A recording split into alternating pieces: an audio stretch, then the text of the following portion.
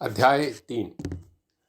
श्री साईं बाबा की स्वीकृति, आज्ञा और प्रतिज्ञा, भक्तों को कार्य समर्पण, बाबा की लीलाएं, ज्योतिर्स्तंभ स्वरूप, मातृ प्रेम, रोहिला की कथा, उनके मधुर अमृतोपदेश, श्री साईं बाबा की स्मृति और वचन देना। जैसा कि गत अध्याय में वर्णन किया जा चुका है, बाबा ने सच्चरित्र लिखने की अनुमति देते हुए कहा कि सच्चरित्र लेखन के लिए मेरी पूर्ण अनुमति है। तुम अपना मन स्थिर करो, मेरे वचनों में श्रद्धा रखो और निर्भय होकर कर्तव्य पालन करते रहो। यदि मेरी लीलाएं लिखी गई तो अविद्या का नाश होगा तथा ध्यान व भक्तिपूर्वक श्रवण करने से देहिक बुद्धि नष्ट होकर भक्ति और प्रेम की तीव्र लहर प्रवाहित होगी, और जो इन लीलाओं की अधिक गहराई तक खोज करेगा उसे ज्ञान रूपी अमूल्य रत्न की प्राप्ति हो जाएगी। इन वचनों को सुनकर हिमाड़ पंत को अति हर्ष हुआ और वे निर्भय हो गए। उन्होंने दृढ़ विश्वास हो गया कि अब कार्य अवश्य ही सफल होगा। बाबा ने श्यामा की ओर दृष्टिपात कर कहा, जो प्रेम पूर्वक मेरा नाम स्मरण करेगा मैं उसकी समस्त इच्छाएं पूर्ण कर दूंगा। उसकी भक्ति में उत्तरोत्तर वृद्धि होगी। जो मेरे चरित्र और कृत्यों का श्रद्धापूर्वक गायन करेगा उसकी मैं हर प्रकार से सदैव सहायता करूंगा। जो भक्तगण हृदय और प्राणों से मुझे चाहते हैं उन्हें मेरी कथाएं श्रवण कर स्वभावतः प्रसन्नता होगी। विश्वास रखो कि जो मेरी लीलाओं का कीर्तन करेगा उसे परमानंद और चिर संतोष की उपलब्धि हो जाएगी। यह मेरा विशिष्ट है कि जो कोई अनन्य भाव से मेरी शरण में आता है, जो श्रद्धापूर्वक मेरा पूजन, निरंतर स्मरण और मेरा ही ध्यान किया करता है, उसको मैं मुक्ति प्रदान कर देता हूँ। जो नित्य प्रति मेरा नाम स्मरण और पूजन कर मेरी कथाओं और लीलाओं का प्रेम पूर्वक मनन करते हैं, ऐसे भक्तों में सांसारिक वासनाएं और अज्ञान रूपी प्रवृत्तियां कैसे ठहर सकती हैं? मैं उन्हें मृत्यु के मुख से बचा लेता हूँ। मेरी कथाएं श्रवण करने से मुक्ति हो जाएगी। अतः मेरी कथाओं को श्रद्धापूर्वक सुनो, मनन करो। सुख और संतोष प्राप्ति का सरल मार्ग यही है। इससे श्रोताओं के चित्त को शांति प्राप्त होगी, और जब ध्यान प्रगाढ़ और विश्वास दृढ़ हो जाएगा तब अखंड चैतन्य घन से अभिन्नता प्राप्त हो जाएगी। केवल साईं साईं के उच्चारण मात्र से ही उनके समस्त पाप नष्ट हो जाएंगे। विभिन्न कार्यों की भक्तों को प्रेरणा। भगवान अपने किसी भक्त को मंदिर, मठ, किसी को नदी के तीर पर घाट बनवाने, किसी को तीर्थ पर्यटन करने और किसी को भगवत कीर्तन एवं भिन्न भिन्न कार्य करने की प्रेरणा देते हैं। परंतु उन्होंने मुझे साईं चरित्र लेखन की प्रेरणा की। किसी भी विद्या का पूर्ण ज्ञान न होने के कारण मैं इस कार्य के लिए सर्वथा अयोग्य था। अतः मुझे इस दुष्कर कार्य का दुस्साहस क्यों करना चाहिए? श्री साईनाथ महाराज की यथार्थ जीवनी का वर्णन करने की समर्थ किसमें है? उनकी कृपा मात्र से ही कार्य संपूर्ण होना संभव है। इसलिए जब मैंने लेखन प्रारंभ किया तो बाबा ने मेरा अहंकार नष्ट कर दिया और उन्होंने स्वयं अपना चरित्र रचा। अतः इस चरित्र का श्रेय उन्हें को है, मुझे नहीं। जन्मतः ब्राह्मण होते हुए भी मैं दिव्य चक्षु विहीन था। अतः साईं चरित्र लिखने में सर्वथा अयोग्य था। परंतु श्रीहरि कृपा से सब संभव है। मुख भी वाचाल हो जाता है और पंगु भी गिरिवर चढ़ जाता है। अपनी इच्छा अनुसार कार्य पूर्ण करने की युक्ति वे ही जाने। हारमोनियम और बंसी को यह आभास कहाँ है कि ध्वनि कैसे प्रसारित हो रही है? इसका ज्ञान तो वादक को ही है। चंद्रकांत मणि की उत्पत्ति और जर भाटे का रहस्य मणि अथवा उदधि नहीं, वरन शशिकलाओं के घटने बढ़ने में ही निहित है।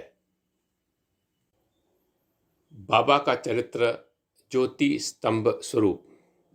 समुद्र में अनेक स्थानों पर ज्योति स्तंभ इसलिए बनाए जाते हैं जिससे नाविक चट्टानों और दुर्घटनाओं से बच जाएं और जहाज को कोई हानि न पहुंचे। इस भवसागर में श्री साईं बाबा का चरित्र ठीक उपयुक्त भांति ही उपयोगी है। वह अमृत से भी अधिक मधुर और सांसारिक पथ को सुगम बनाने वाला है। जब वह कानों के द्वारा हृदय में प्रवेश करता है तब दैहिक बुद्धि नष्ट हो जाती है। हृदय में एकत्रित करने से समस्त कुशंकाओं का लोप हो जाता है, अहंकार का विनाश हो जाता है और जब बौद्धिक आवरण लुप्त होकर ज्ञान प्रकट हो जाता है तब बाबा की विशुद्ध कीर्ति का वर्णन निष्ठापूर्वक श्रवण करने से भक्तों के पाप नष्ट हो जाते हैं। अतः यह मोक्ष प्राप्ति का भी सरल साधन है। सतयुग में दम, शम, त्रेता में त्याग, द्वापर में पूजन और कलयुग में भगवत कीर्तन ही मोक्ष का साधन है। यह अंतिम साधन चारों वर्णों के लोगों को साध्य भी है। अन्य साधन योग, त्याग, ध्यान धारण आदि आचरण करने में कठिन है, परंतु चरित्र तथा हरि कीर्तन का श्रवण तो अत्यंत ही सुलभ है। केवल उन पर ध्यान देने की ही आवश्यकता है। कथा श्रवण और कीर्तन से इंद्रियों की स्वाभाविक विषयासक्ति नष्ट हो जाती है और भक्त वासना रहित होकर आत्म साक्षात की ओर अग्रसर हो जाता है। इसी फल को प्रदान करने के हेतु उन्होंने सच्चरित्र की रचना कराई। भक्तगण अब सरलता पूर्वक चरित्र का अवलोकन करें और साथ ही उनके मनोहर स्वरूप का ध्यान कर गुरु और भगवत भक्ति के अधिकारी बने तथा निष्काम होकर आत्म साक्षात को प्राप्त हों। साईं सच्चरित्र का सफलता पूर्वक पूर्ण होना यह साईं महिमा ही समझें। हमें तो केवल एक निमित्त मात्र ही बनाया गया है। मातृ प्रेम। गाय का अपने बछड़े पर प्रेम सर्वविदित ही है। उसके स्तवन सदैव दुग्ध से पूर्ण रहते हैं और जब भूखा बछड़ा स्तन की ओर दौड़कर आता है तो दुग्ध की धारा स्वतः प्रवाहित होने लगती है। उसी प्रकार माता भी अपने बच्चे की आवश्यकता का पहले से ही ध्यान रखती है और ठीक समय पर स्तनपान कराती है। वह बालक का श्रृंगार उत्तम ढंग से करती है, परंतु बालक को इसका कोई भान भी नहीं होता।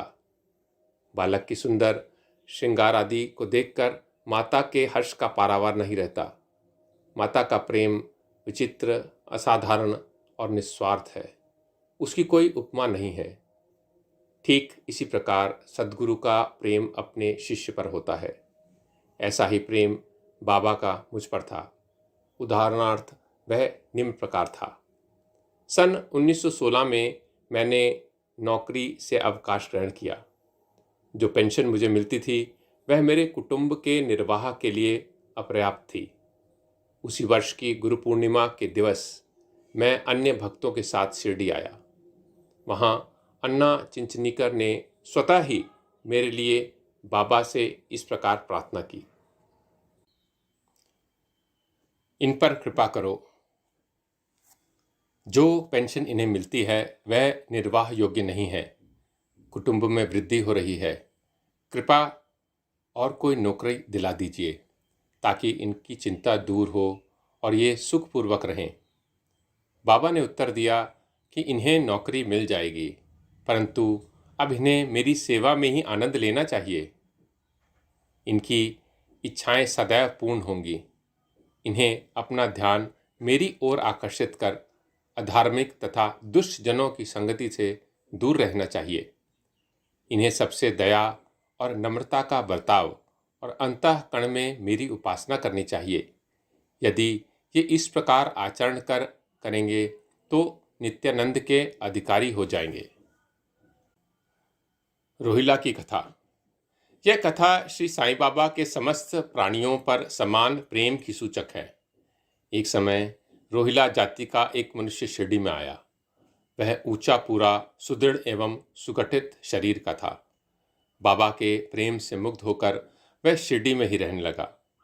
वह आठों प्रहर अपने उच्च और कर्कश आवाज में कुरान शरीफ के कलमे पढ़ता और अल्लाह अकबर के नारे लगाता था। शिरडी के अधिकांश लोग खेतों में दिन भर काम करने के पश्चात जब रात्रि में घर लौटते तो रोहिला की कर्कश पुकारें उनका स्वागत करती थीं। इस कारण उन्हें रात्रि में विश्राम न मिलता था, जिससे वे अधिक कष्ट और असुविधा का अनुभव करने लगे। कई दिनों तक तो वे मौन रहे, परंतु जब कष्ट असहनीय हो गया तब उन्होंने बाबा के समीप जाकर रोहिला को मना कर इस उत्पात को रोकने की प्रार्थना की। बाबा ने उन लोगों की इस प्रार्थना पर ध्यान न दिया। इसके विपरीत गांव वालों को ही आड़े हाथों लेते हुए बोले कि वे अपने कार्य पर ध्यान दें और रोहिला की ओर ध्यान न दें। बाबा ने उनसे कहा कि रोहिला की पत्नी बुरे स्वभाव की है और वह रोहिला को तथा मुझे अधिक कष्ट पहुंचाती है, परंतु वह उसके कलमों के समक्ष उपस्थित होने का साहस करने में असमर्थ है और इसी कारण वह शांति और सुख में है। यथार्थ में रोहिला की कोई पत्नी न थी। बाबा का संकेत केवल कुविचारों की ओर था। अन्य विषयों की अपेक्षा बाबा प्रार्थना और ईश आराधना को महत्व देते थे। अतः उन्होंने रोहिला के पक्ष का समर्थन कर ग्रामवासियों को शांतिपूर्वक थोड़े समय तक उत्पात सहने का परामर्श दिया। बाबा का मधुर अमृतोपदेश। एक दिन दोपहर की आरती के पश्चात भक्तगण अपने घरों को लौट रहे थे, तब बाबा ने निम्नलिखित अति सुंदर उपदेश दिया। तुम चाहे कहीं भी रहो, जो इच्छा हो सो करो, परंतु यह सदैव स्मरण रखो कि जो कुछ तुम करते हो वह सब कुछ मुझे ज्ञात है। मैं ही समस्त प्राणियों का प्रभु और घट घट में व्याप्त हूँ। मेरे ही उदर में समस्त जड़ व चेतन प्राणी समाये हुए हैं। मैं ही समस्त ब्रह्मांड का नियंत्रण करता व संचालक हूँ। मैं ही उत्पत्ति, स्थिति व संहार करता हूँ। मेरी भक्ति करने वालों को कोई हानि नहीं पहुँचा सकता। मेरे ध्यान की उपेक्षा करने वाला माया के पाश में फंस जाता है। समस्त जंतु, चींटियाँ व दृश्यमान, परिवर्तनमान और स्थायी विश्व मेरा ही स्वरूप है। इस सुंदर तथा अमूल्य उपदेश को श्रवण कर मैंने तुरंत यह दृढ़ निश्चय कर लिया कि अब भविष्य में अपने गुरु के अतिरिक्त अन्य किसी मानव की सेवा न करूँगा। मुझे नौकरी मिल जाएगी। बाबा के इन वचनों का विचार मेरे मस्तिष्क में बारंबार चक्कर काटने लगा। मुझे विचार आने लगा कि क्या सचमुच ऐसा घटित होगा। भविष्य की घटनाओं से स्पष्ट है कि बाबा के वचन सत्य निकले और मुझे अल्पकाल के लिए नौकरी मिल गई। इसके पश्चात मैं स्वतंत्र होकर एक चित्त से जीवन पर्यंत बाबा की ही सेवा करता रहा। इस अध्याय को समाप्त करने से पूर्व मेरी पाठकों से विनम्र प्रार्थना है कि वे समस्त बाधाएं जैसे आलस्य, निद्रा, मन की चंचलता व इंद्रिय आसक्ति दूर कर और एकाग्रचित होकर ध्यान बाबा की लीलाओं की ओर दें और स्वाभाविक प्रेम निर्माण कर भक्ति रहस्य को जानें तथा अन्य साधनाओं में व्यर्थ श्रमित न हो। उन्हें केवल एक सुगम उपाय का पालन करना चाहिए और वह है कि साईं लीलाओं का श्रवण। इससे उनका अज्ञान नष्ट हो कर मोक्ष का द्वार खुल जाएगा।